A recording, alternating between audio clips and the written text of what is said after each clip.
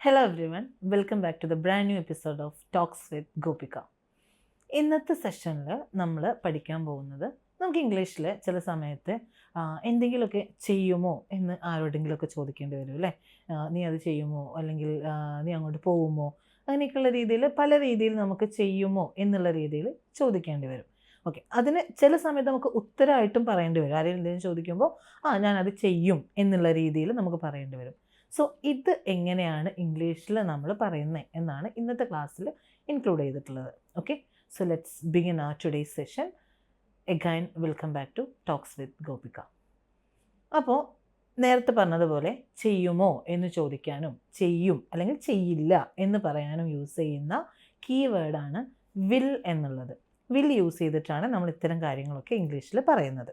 Okay, ഒരു example പറയുകയാണെന്നുണ്ടെങ്കിൽ will you come tomorrow, ഒരു ചോദ്യമാണ്. വിൽ യു കം ടുമോറോ, നീ നാളെ വരുമോ എന്ന് ചോദിക്കുകയാണ്. നീ നാളെ വരുമോ എന്ന് ചോദിക്കുന്നത് എങ്ങനെയാണ്?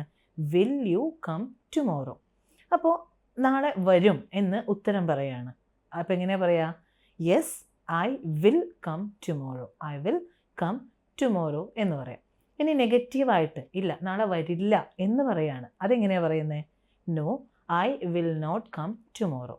ഓക്കെ, അപ്പോൾ ക്വസ്റ്റ്യൻ ചോദിക്കുകയാണ് will you come tomorrow, and പോസിറ്റീവായിട്ട് പറയുമ്പോൾ I will come tomorrow, and നെഗറ്റീവായിട്ട് പറയുമ്പോൾ I will not come tomorrow എന്ന് പറയാം.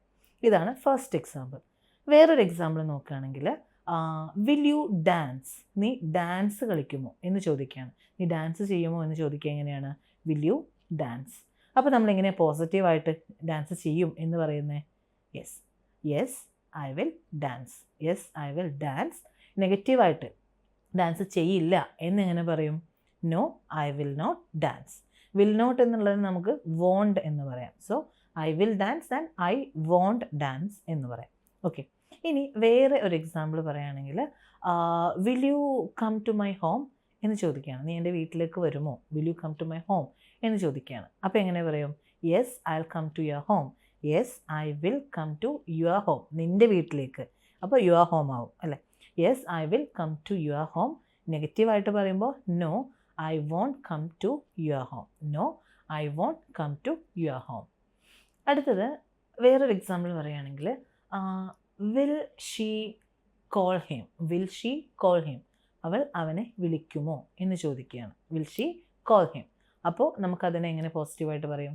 Yes she will call him, അവൾ അവനെ വിളിക്കും. Yes she will call him. ഇനി വിളിക്കില്ല എന്നാണെങ്കിലോ? No she won't call him, she won't call him. അവനെ എന്നുള്ളതിനാണ് ഹിം യൂസ് ചെയ്യുന്നത് കേട്ടോ. അപ്പോൾ yes she will call him, no she won't call him എന്ന് പറയാം. ഇനി വേറെ ഒരു എക്സാമ്പിൾ പറയുകയാണെങ്കിൽ will they attend the class tomorrow, will they attend the class tomorrow, അവൾ നാളെ ക്ലാസ് അറ്റൻഡ് ചെയ്യുമോ എന്നാണ് ചോദ്യം.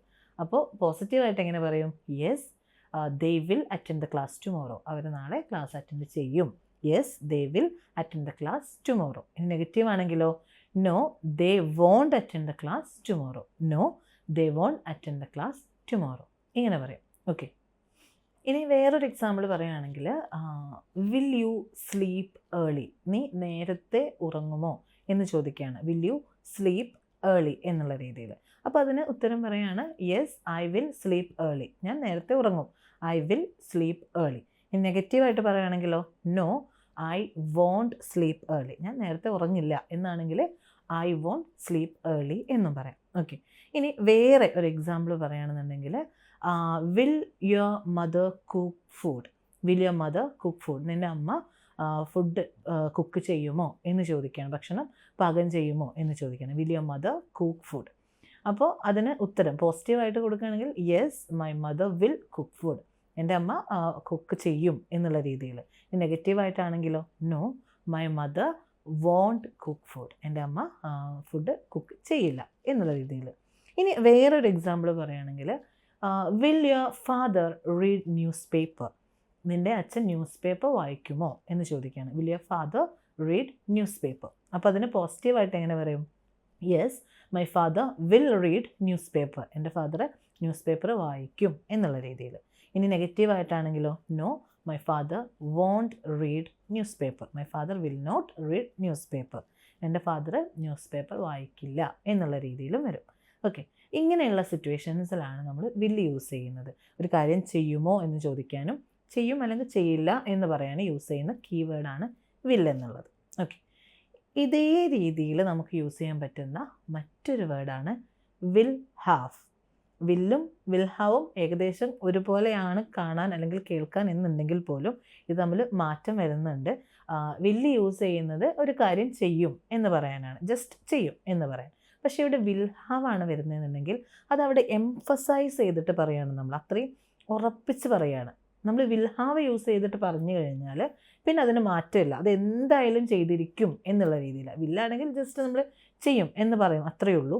പക്ഷെ അത് വിൽ ഹാവ് ആണെങ്കിലോ അവിടെ മാറ്റം വരുന്നുണ്ട്. അവിടെ നമ്മൾ എംഫസൈസ് ചെയ്തിട്ടാണ് പറയുന്നത്, ഉറപ്പിച്ചാണ് പറയുന്നത്, പിന്നെ അവിടെ മാറ്റമില്ല.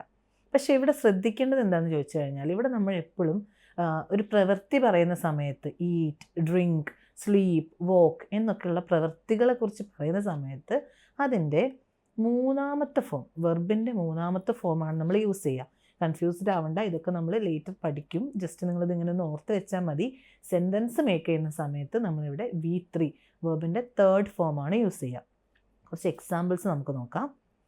First example, I will have gone there.